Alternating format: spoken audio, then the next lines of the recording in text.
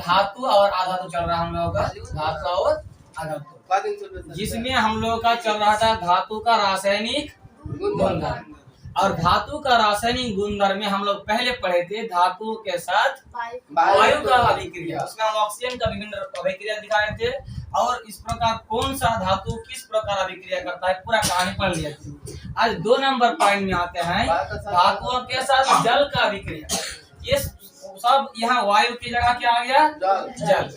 अब जल का साथ कैसे धातु अभिक्रिया करता है उस बारे में पढ़ा जाएगा। क्या लिखा गया है, ए बी, इस प्रकार पॉइंट दिया गया है।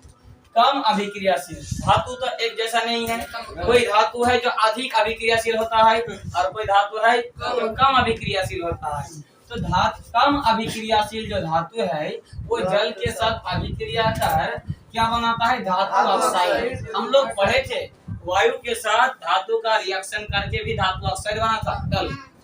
इसके यहाँ भी वही हो रहा है, लेकिन एक चीज बढ़ गया, ये हो गया हाइड्रोजन। तो कम अभिक्रियाशील जो धातु है वो जल के साथ अभिक्रिया करता है तो 2 चीज बनता है, एक धातु ऑक्साइड और एक हाइड्रोजन गैस बन जाता है। ठीक है, तो कैसे बनता है, जैसे एक उदाहरण दिया है, ये लिया है लोहा। लोहा का जो फॉर्मूला संकेत होता है वो होता है Fe, ठीक है। और इसके साथ हम किसका करेंगे, जल का, क्योंकि धातु के साथ क्या है, जल। धातु के साथ जल ले लिए। अब इसमें ये बन गया क्या, आयरन ऑक्साइड बन गया। तो इसके बाद ये धातु ऑक्साइड, आयरन ऑक्साइड मतलब क्या, धातु ऑक्साइड, ये धातु ऑक्साइड एवं हाइड्रोजन गैस।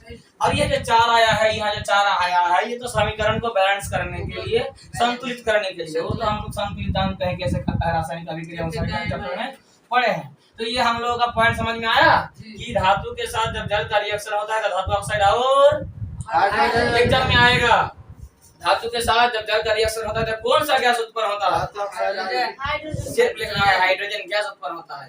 नंबर बी, इसी का ही बी 2 नंबर, अधिक अभिक्रियाशील। यहाँ का क्या था, कम अभिक्रियाशील, यहाँ है अधिक अभिक्रियाशील धातु जो बहुत तेजी से क्रिया करता है। धातु वो जल के साथ अभिक्रिया कर, देखो क्या बनता है, धातु हाइड्रोक्साइड, यहाँ क्या धातु ऑक्साइड और यहाँ धातु हाइड्रोक्साइड। जब भी हाइड्रोक्साइड बोले याद रखना कि OH होगा। जैसे ये हो गया पोटेशियम हाइड्रोक्साइड, ये हो गया क्या, पोटेशियम हाइड्रोक्साइड। तो यहाँ धातु ऑक्साइड से बन रहा था, इसमें धातु हाइड्रोक्साइड, साथ ही क्या बन रहा है, हाइड्रोजन गैस। यहाँ भी हाइड्रोजन गैस बना, यहाँ भी हाइड्रोजन गैस बना, लेकिन अंतर क्या हुआ, यहाँ धातु ऑक्साइड बना था, इसमें धातु हाइड्रोक्साइड। किसमें, ये कम में, ये अधिक में। एक बात याद रखो, कम मतलब थोड़ा, अधिक मतलब ज्यादा। इसमें सिर्फ ऑक्साइड बना, इसमें ऑक्साइड का और एक बाप आ गया हाइड्रोक्साइड, मतलब ज्यादा हो गया। याद हो गया, ये हो जाएगा, उत्पन्न होता है। आएगा ना एग्जाम में कि धातु हाइड्रोक्साइड कम अभिक्रियाशील धातु में बनता है कि अधिक अभिक्रिया, हाइड्रोक्साइड। अच्छा, ये ऑक्साइड का बाप है, यानी अधिक वाला। Very good. तो इस जैसे यहाँ लिए थे आयरन, मतलब एक धातु, यहाँ क्या लिया है, सोडियम। आयरन की अपेक्षा, लोहा की अपेक्षा ये जो सोडियम है ये अधिक अभिक्रियाशील है। तो अधिक अभिक्रियाशील ले लिए सोडियम। हम लोग तो पढ़े हैं कि सोडियम, पोटेशियम और लिथियम को खुले छोड़ देने पर आग पकड़ लेता है। तो ये अधिक अभिक्रियाशील धातु है जो जल के साथ जो रिएक्शन करता है, अभिक्रिया करता है, यहाँ भी करता है, यहाँ भी करता है, लेकिन यहाँ सिर्फ धातु ऑक्साइड बनता है, यहाँ देखो हाइड्रोक्साइड बनता है, धातु के साथ हाइड्रोक्साइड। और यहाँ भी हाइड्रोजन था, यहाँ भी हाइड्रोजन था। समझ में आ गया, अंतर हम लोग समझ गए, सिर्फ इसमें धातु ऑक्साइड, इसमें धातु हाइड्रोक्साइड। इसके बाद ये 2 पॉइंट ही हम लोग का काफी है, लेकिन कुछ यहाँ दिया गया है पॉइंट जो बहुत इंपॉर्टेंट है।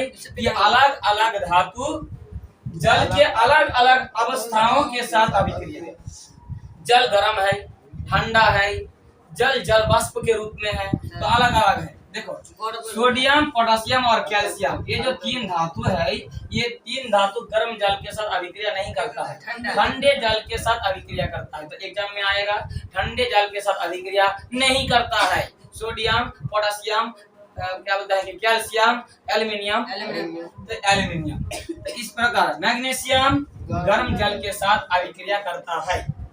एग्जाम में आ जाएगा कि गर्म जल के साथ अभिक्रिया करता है, और ये 4 ऑप्शन दे दिया है। तो सोडियम, पोटेशियम, कैल्शियम ये ठंडे जल के साथ, और मैग्नीशियम गर्म जल के साथ अभिक्रिया करता है, कुछ फ्रेंडशिप नहीं है। इसके बाद 3 नंबर ये जो पॉइंट मुख्य पॉइंट दिया गया है, एल्यूमिनियम, लोहा, एल्यूमिनियम, लोहा और जिंक, ये जो 3 ऐसा धातु है जो जल के साथ नहीं, जल वाष्प किसे कहेंगे सर? जल और वाष्प मिला हुआ है। जैसे हम लोग जो खाना बनाते हैं तो उसपे जो वाष्प बन रहा है वो एक्चुअली जल वाष्प है, उसमें हम अगर हाथ लगाएंगे तो यहाँ क्या जम जाएगा? पानी। वो तो हवा है, वाष्प है, लेकिन उसके साथ जल। तो ये जो लोहा है, लोहा यानी लोहा में जो जंग लगता है ना, तो पानी में डुबा कर नहीं, उसको पूरा छोड़ दो यहाँ छत के ऊपर, उसमें जल वाष्प के रिएक्शन से वो जंग लग जाता है। लेकिन उसी लोहा का काम करो, डायरेक्ट घुसा दो किसमें? पानी में, तो उससे कम रिएक्शन करेगा। नहीं समझे? हाथ जो है खुले छोड़ देने पर ही ज्यादा जंग लगता है, वो उसको जल में घुसा दो, डूब दे, उतना जंग नहीं लगता। तो एल्यूमिनियम, लोहा और जिंक ऐसा 3 धातु है जो जल वाष्प के साथ अभिक्रिया करता है। ये गर्म जल के साथ, ये ठंडे जल के साथ, और ये जल वाष्प के साथ। और लास्ट पॉइंट देखो, करता ही नहीं अभिक्रिया, जल के साथ करता ही नहीं। ये क्या है? सोना, ये यू, ये जी चांदी, पीवी, लेड यानी शीशा, कॉपर यानी तांबा, ये 4 ऐसा धातु है जो जल के साथ किसी भी प्रकार का अभिक्रिया नहीं करता है। हम लोग गहना पहनते हैं सोना का या चांदी का, तो हम लोग ऐसा डरते नहीं है कि हम लोग नहाते वक्त पानी उसमें लग जाएगा, जल में डुबा देंगे सोना को तो जंग लग जाएगा, ऐसा नहीं है। क्यों? क्योंकि लोहा, इसमें जब पढ़े थे धातुओं के साथ वायु का अभिक्रिया, उसमें भी यही लिखे थे कि सोना और चांदी वायु के साथ रिएक्शन अभिक्रिया नहीं करता। उसी प्रकार यहाँ भी सोना और चांदी और शीशा ये जल के साथ अभिक्रिया नहीं करता। तो इतना ही था हम लोग का क्या धातुओं के साथ जल का अभिक्रिया का कहानी। समझ में आ गया?